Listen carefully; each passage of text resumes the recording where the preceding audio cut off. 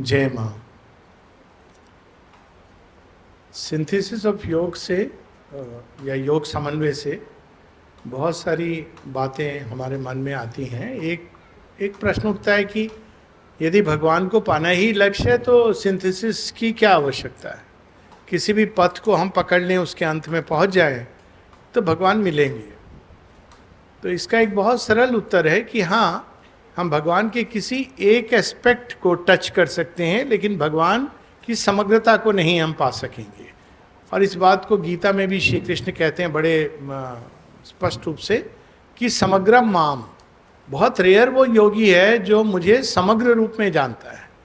और वो वहाँ से आता है कि डिवाइन को अगर हम पुरुषोत्तम एक पर्सनालिटी के रूप में देखें तो, या समझिए कि भगवान एक घर में है, तो अगर हम उनसे ज्ञान योग के माध्यम से जाएं तो वो हमको अपने स्टडी रूम में बैठा देंगे।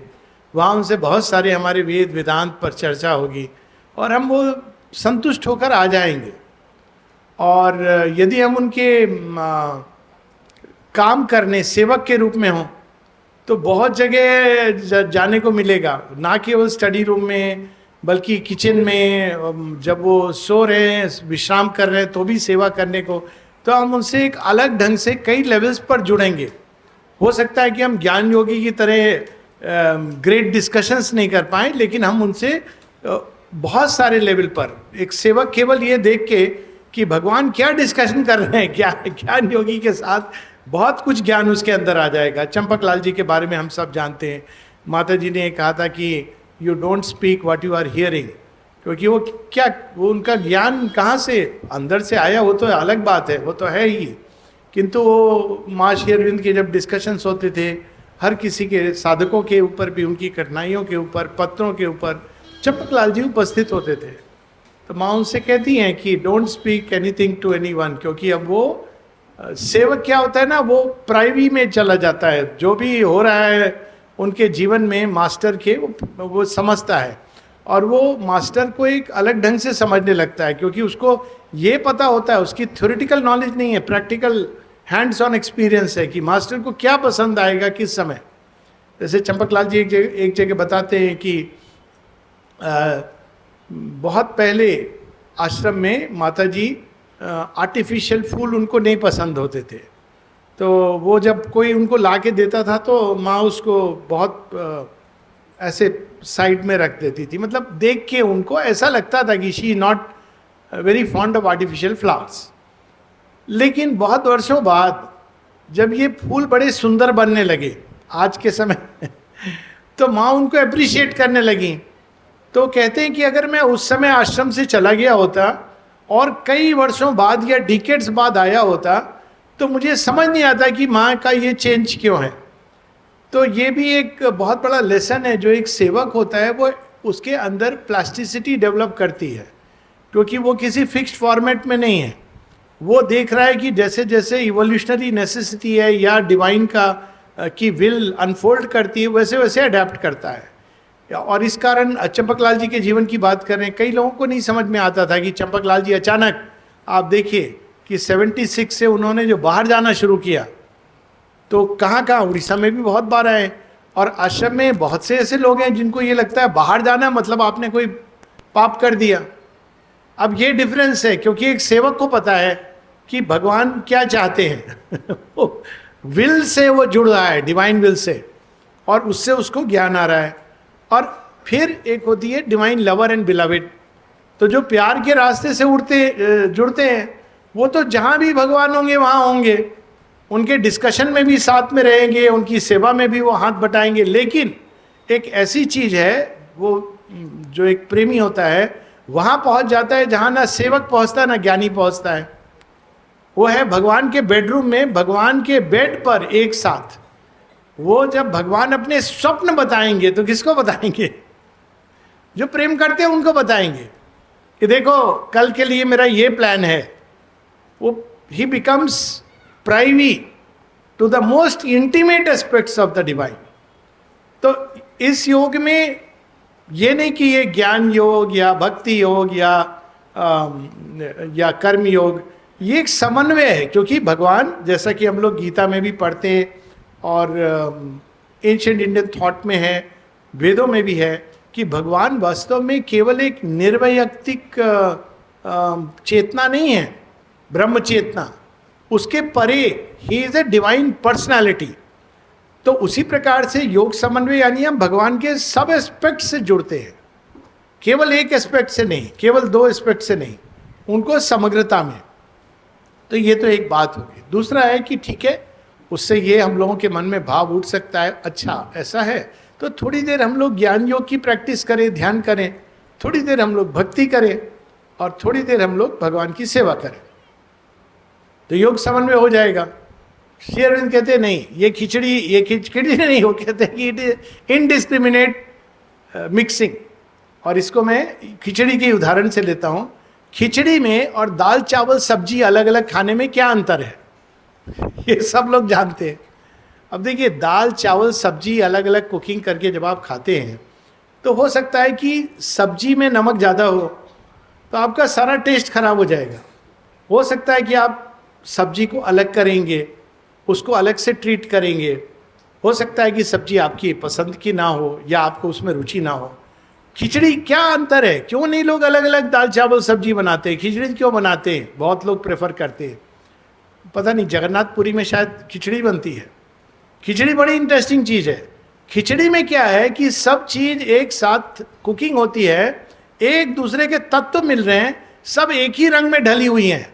आप खिचड़ी में ज़्यादा नमक डाल के पूरी खिचड़ी खराब कर सकते हैं, लेकिन उसमें एक बार आपने डाला करेक्ट मात्रा में तो पूरी, आपको ये नहीं देखना है कि अरे इसमें जो सब्जी है उसमें मैंने ज़्यादा डाला कि नहीं डाला, चावल को कितना पकाया। तो खिचड़ी की ब्यूटी है कि वो ब्लेंड जो होता है उसके अंदर वो अद्भुत है। इसीलिए आप दाल चावल सब्जी मिक्स करके खाइए और दाल चावल सब्जी आप खिचड़ी के रूप में खाइए, अंतर है। तो इनडिस्क्रिमिनेट मिक्सिंग की, थोड़ा हमने सुबह में हठ योग कर लिया तो हमने फिजिकल बॉडी का योग कर लिया, थोड़ा हमने ध्यान कर लिया, थोड़ा हमने भक्ति कर ली, थोड़ी सेवा कर ली। श्री अरविंद इसको कॉन्शियस सिंथेसिस ऑफ योग में ही बताते हैं, इनडिस्क्रिमिनेट कॉम्बिनेशन। और साथ में कि it is not even possible, क्योंकि बड़ा लंबा समय लगेगा। खिचड़ी की एक ब्यूटी है कि एक साथ सब कुक हो जाता है। आप केवल एक सब्जी बना रहे हो, उसके गलने में बहुत समय लग रहा है, और आपने सब एक साथ डाला है और वो डेवलप कर रहा है। यानी पूरी की पूरी हमारी एक्टिविटी, अब उससे ही बहुत सारे सूत्र निकलते हैं। हमको क्या अलग से हठ योग करना है? नहीं, पर हम चलते फिरते, सीढ़ी चढ़ते उतरते, वो हमारे लिए शरीर का योग हो सकता है। ध्यान क्या हमको अलग से बैठ के आंख मूंद के करना है? कर सकते हैं हम चाहे तो, मना ही नहीं है। लेकिन ध्यान तो वो उत्तम है कि अगेन चलते फिरते खाते आपका ध्यान हो रहा है। ये कहा है मिस्टिक्स ने, सहज समाधि। प्रेम क्या हम, मुझे अलग से बैठ करके भजन गाना है या ताल मंजीरा बजाना? नहीं। क्या कोई भी व्यक्ति किसी को प्रेम करता है तो वो कहता है कि देखो अभी 1 घंटा मैं तुमको प्रेम करूंगा। किसी से कह दिया तो वो कहेगा भाई तुम नहीं करो। हमको ये 1 घंटे वाला प्रेम नहीं चाहिए। प्रेम में तो आप सब कुछ लुटा देते हो। तो ये थोड़ी है कि मैं ये टाइम प्रेम के लिए रख रहा हूं, भजन करूंगा तो मैं भक्ति कर रहा हूं। तो सिंथेसिस एक इस तरह का कॉम्बिनेशन नहीं है कि थोड़ी थोड़ी देर थोड़ा ध्यान, थोड़ा भक्ति, थोड़ा कीर्तन भजन, थोड़ा काम, वो मिक्स करना, उसका जो ब्लेंड है जिसको माँ बोलती है बैलेंस, ये वो है जिसमें आप हर एक एक्टिविटी में जो भी कर रहे हैं हम, चाहे वो हम ध्यान कर रहे हैं या वॉकिंग कर रहे हैं या मित्रों से मिल रहे हैं या हम जीवन में, हर चीज के अंदर जो कॉमन फैक्टर है वो है भगवान। वो अग्नि है जिसमें वो सब कुछ पक रहा है और हारमोनियसली पक रहा है। ये भी एक इम्पॉर्टेंस है कि ये चीज़ों को हारमोनियसली ऊपर उठना। बहुत लोग हैं जिनको लगता है कि हम केवल ध्यान करेंगे तो भगवान को पालेंगे। हाँ पालेंगे, लेकिन आप भगवान के ज्ञान वाले एस्पेक्ट को पाएंगे, जहाँ से लौट के आप बोलेंगे हाँ वो ब्रह्म है जो हर चीज़ से परे हैं, लेकिन आप उनके हृदय को नहीं पा सकेंगे, आप उनके संकल्प को नहीं समझ पाएंगे। और ये हम लोग देखते हैं अब तक हुआ है। तो ये योग समन्वय इसलिए आवश्यक है। एक तो अगर हम भगवान को उनकी पूर्णता में जानना चाहते हैं, जिसकी बात गीता हिंट करती है, समग्रम माम, टोटलिटी ऑफ द डिवाइन।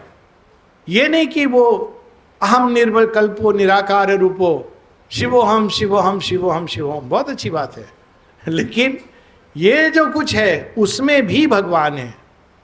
तो समग्र माम में हम भगवान के केवल ज्ञान स्वरूप को नहीं, हम उनके हृदय को, प्रेम को, उनके संकल्प को, सभी क्रियाओं में, सभी चेष्टाओं में भगवान को पाते हैं। ये एक मुख्य चीज जो सिंथेसिस के बारे में, यानी ये कट के करने वाला योग नहीं है। फिर अंत में समन्वय किन चीजों का करना है, क्या जरूरत है। तो अगर योग समन्वय को हम पढ़ते हैं तो लगता है अच्छा, भक्ति योग, ज्ञान योग, कर्म योग and yoga of self perfection. लेकिन वास्तव में समन्वय इसके माध्यम से किसका हो रहा है? अगर हम प्रत्येक योग को पढ़ेंगे तो we will see a difference between traditional Gyan Yog and ज्ञान योग जो श्री अरविंद बता रहे हैं। अगर हम पढ़े सिंथेसिस तो हम देखते हैं जो ट्रेडिशनल कर्म योग है और जो कर्म योग श्री अरविंद बता रहे हैं, योगा और डिवाइन वर्क, उसमें एक मूलभूत अंतर है। अंतर क्या है? ट्रेडिशनल कर्म योग में आप अंदर में एक कर्म योग, क्योंकि हम सब उसमें इन्वॉल्व हैं, तो एक ट्रेडिशनल कर्म योग में आप निष्काम भाव से कर्म, सतत स्मरण, समर्पण, इस भाव से समता, ये डेवलप करते हुए कर्मयोग करते हैं। कोई भी कर्म कर रहे हो, मान लीजिए डॉक्टर है, इंजीनियर है, या जो भी है, झाड़ू लगा रहा है, खाना बना रहा है, तो वो कर्म को ऑफर करके कर रहा है। लेकिन इसमें डिमांड कुछ और है। अब वो जब खाना बना रहा है तो उसका खाना प्रसाद बनना चाहिए। अगर वो हीलिंग कर रहा है तो उसमें भगवान की हीलिंग फोर्सेस जानी चाहिए। अगर वो ब्रिज बना रहा है तो वो ब्रिज ऐसा बनना चाहिए जैसे बंदरों ने बनाया था, जो आज तक नहीं टूटा। द ओनली ब्रिज जो आज तक नहीं टूटा है वो राम सेतु है। वो डूबा हुआ है, टूटा नहीं है। लेकिन तो इस प्रकार से हमको सारी चीजों को भगवान को नैवेद्य के रूप में करते हुए उन कर्मों में भी चेंज आना चाहिए। ये नहीं कि कर्म हमारे अज्ञान के हिसाब से चलेंगे लेकिन ऑफर्ड रहेंगे और निष्काम भाव से रहेंगे। उसी तरह से प्रेम, तो एक ट्रेडिशनल भक्ति योग में हम अपने को बंद करके एक कमरे में भज गोविंदम भज गोविंदम भज गोविंदम मूढ़ मते, एक तो ये है भक्ति। और दूसरी भक्ति क्या है कि हर किसी के अंदर, हर चीज के अंदर, हर वस्तु के अंदर हम भगवान की पूजा कर रहे हैं। हम ये नहीं कर सकते कि अरे पत्नी से या पति से जब संपर्क बात कर रहे हैं तो ये तो भगवान नहीं है, भगवान तो वहाँ पर है। अब देखिए, चेंज करिए केवल इस एटीट्यूड को। सबको हमको ऐसे प्यार करना है कि उनके अंदर भी भगवान है। पूरा दृष्टि बदल जाएगी और हार्मनी की ऐसी वंडरफुल धारा बहेगी, तब पता चलेगा कि भगवान वास्तव में क्या है। तो ये सारी चीज़ें बहुत, बाकी तो सब बहुत सुंदर ढंग से विस्तार से बताएंगे। जस्ट एक टचिंग पॉइंट के रूप में छोटे छोटे पॉइंट्स की सिंथेसिस से बहुत, यानी पूरे जीवन को ही योग में बनाना है। जीवन की माँ कहती ये हम नहीं कर सकते कि जब हम सेंटर में जाएंगे या आश्रम में जाएंगे तो हम भगवान को याद करेंगे।